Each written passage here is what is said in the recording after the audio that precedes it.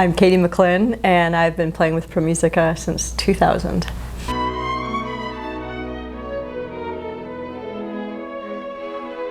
I became concertmaster in 2007, and concertmaster is the person who walks out and tunes the orchestra at the beginning of the concert. But the duties go a little deeper than that. I started playing the violin when I was 6. My mother was an amateur violinist and a music lover, and my father had been a clarinetist in high school, and so he also was a music lover. I have an older sister, and my older sister started violin when she was 9. And I was a very typical younger sibling, so whatever my sister did, I wanted to be doing. So my mom said, well, let's just go ahead and start Katie too. So I started along with my sister, and I really took to it. I honestly don't remember, but the family lore is that I was a very serious student from the very get-go. And my very first recital, I was playing the Twinkle Variations from Suzuki Book 1, and I thought I didn't play well, and I walked off stage and I burst into tears as a little 6-year-old. So thereby setting up a whole lifetime pattern of being disappointed in myself, which is a trait most violinists have. But it saw me through my adolescence. I was so thankful to have that because it was something that was mine. And by the time I hit late high school and I had to make a decision about what direction I was going to go in terms of my career, I was definitely, I wasn't sure if I was good enough to do it. So I actually entered college as a double degree, English and violin performance. And within a month, I was like jettisoning the English degree because I knew that violin was, I didn't know if I could do it, but I was going to try my hardest to make a career out of it. So I've been very fortunate to be able to do so, make a career out of something I love.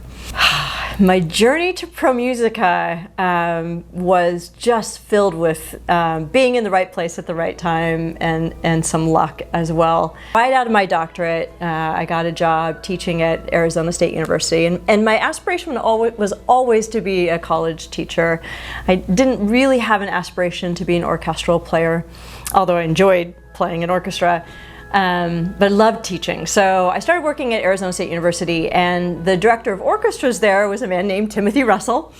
And he had this orchestra out in Ohio that he would fly out, one week a month and conduct. And my third year at ASU, the person who was sitting assistant concertmaster, so second chair, resigned. And so they had an opening, and so Tim asked me if I'd like to come out and play a couple concerts, and I was like, sure, that sounds like fun. And I knew a couple people in the orchestra because the music world is very small.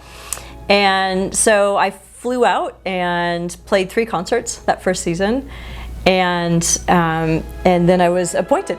The permanent assistant concertmaster, and so that's how I began playing with the orchestra.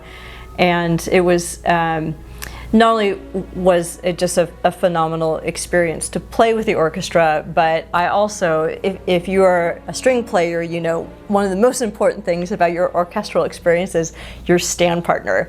And I had the greatest stand partner, the person who was my predecessor as concertmaster, Yen I sat with him for 8 years, and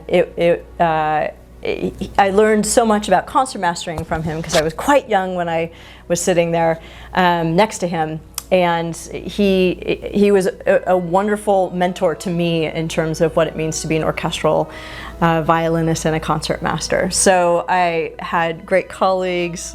We were playing fantastic repertoire. And it was a way to get out of the unrelenting sun for 5 days a month. So I love, because I did all my schooling out in the Midwest. I lived here for 9 years, so this feels more like home to me than Arizona does, because you have gray skies and you have rain and you have seasons and there's green and all of that wonderful. So everything about Columbus just felt comfortable and right, and a respite from my normal life.